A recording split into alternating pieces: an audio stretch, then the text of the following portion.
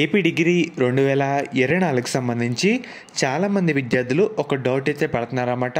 మనకి 2 వారాల ముందు ఒక న్యూస్ పేపర్లో జూన్ 18 నుంచి డిగ్రీ కౌన్సిలింగ్ స్టార్ట్ కావడం జరుగుతుందని చెప్పారు. కానీ అది నిజమా కాదా అని చాలామంది అడుగుతున్నారు. అది ఇంకా మనకి ఇప్పుడైతే నిజం కాదన్నమాట. ఎందుకంటే మనకి ఇంకా షెడ్యూల్ అయితే రాలేదు. ఒక రోజు ముందుగానే షెడ్యూల్ అయితే రావాలి, కానీ ఇంకా రాలేదన్నమాట. ఎందుకంటే మనకి సప్లీ ఫలితాలు ఈ రోజైతే వచ్చేస్తున్నాయి కదా.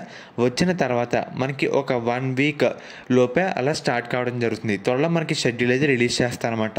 అంతే తప్ప ఈ రోజు నుంచి అయితే స్టార్ట్ కావద్దు కౌన్సిలింగ్ అనేది. మెయిన్గా ఈ వీడియోలో కౌన్సిలింగ్ కోసం మన డాక్యుమెంట్స్ ఏమేమి కావాలి అన్నీ చెప్పాను. అండ్ అలాగే కౌన్సిలింగ్ ప్రాసెస్ అనేది ఏ విధంగా ఉంటుంది అది కూడా చెప్పడం జరిగింది. మెయిన్గా ఇప్పటి నుంచి చెప్పే ప్రతి డాక్యుమెంట్ కూడా రెడీ పెట్టుకోండి. కౌన్సిలింగ్ టైంలో ఇబ్బంది పడకుండా అయితే ఉంటారన్నమాట.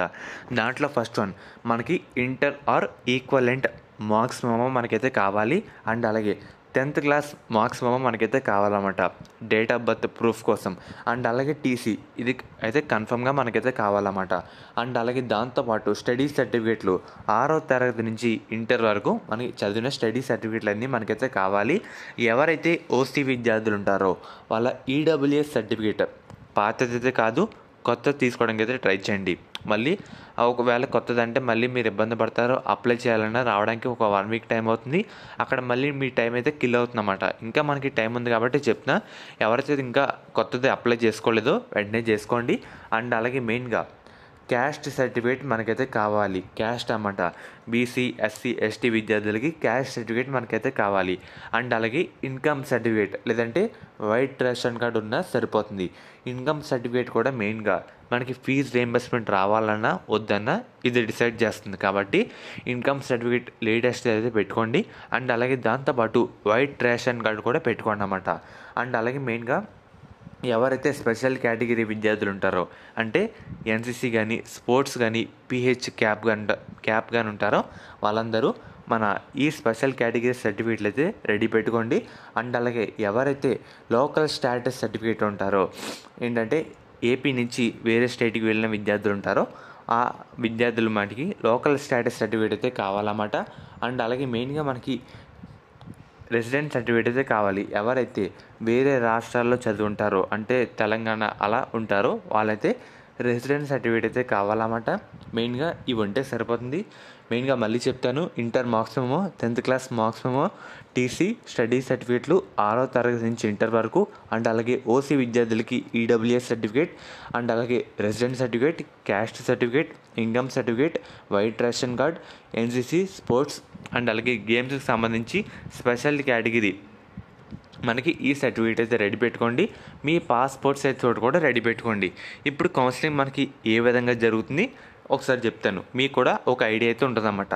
ఫస్ట్ మనకి నోటిఫికేషన్ రిలీజ్ చేస్తారు, పేపర్ నోటిఫికేషన్. అంటే మనకి ఏ రోజు నుంచి ఏ రోజు వరకు కౌన్సిలింగ్ జరుగుతుందని ఒక నోటిఫికేషన్ అయితే పేపర్లో రిలీజ్ చేస్తారన్నమాట. రిలీజ్ చేసిన తర్వాత ఎవరెవరు డిగ్రీకి అప్లై చేసుకుందాం, కౌన్సిలింగ్లో పార్టిసిపేట్ చేసి కాలేజీలో జాయిన్ అవుదాం అని అనుకుంటున్నారో మెయిన్గా నోటిఫికేషన్ వచ్చిన తర్వాత మనమైతే అప్లై చేసుకోవాలన్నమాట. ఫీజు పాలన ఇంత ఉంటుంది, కేటగిరీ వారీగా మనమైతే రిజిస్టర్ చేసుకోవాలి. మన డీటెయిల్స్ అన్నీ ఫిల్ చేయాలన్నమాట. దాని తర్వాత మన ఇచ్చిన డాక్యుమెంట్స్ మొత్తం వెరిఫై చేస్తారు, అన్నీ కరెక్ట్గా ఉన్నాయి లేవా, అన్నీ ఆన్లైన్లో చేయడం జరుగుతుంది. ఆఫ్లైన్లో మనకి పిహెచ్ గేమ్స్ స్పోర్ట్స్ వాళ్ళకి ఆఫ్లైన్లో చేస్తారు. మిగిలిన విద్యార్థులు మొత్తం ఆన్లైన్లో సర్టిఫికేట్లు మొత్తం వెరిఫై చేయడం జరుగుతుంది. అండ్ అలాగే దాని తర్వాత వెబ్ ఆప్షన్స్ అంటే మనం ఏ కాలేజ్ అనుకుంటున్నామో, మనకి నచ్చిన కాలేజ్ ఏంటి, మన ఫస్ట్ ప్రయారిటీ ఇచ్చిన కాలేజ్ ఏంటి మనం చూస్ చేసుకోవాలన్నమాట. కొన్ని కాలేజీలు మనం చదవాలనుకున్న కాలేజీలు ఏంటి అన్నీ చూస్ చేసుకోవాలి. ఆప్షన్ అయితే ఇచ్చుకోవాలి. ఇచ్చుకున్న తర్వాత అలాట్మెంట్ ఇక్కడ మనకి ఇచ్చుకున్న ఆప్షన్లు బట్టి సీట్ అయితే రావడం జరుగుతుంది.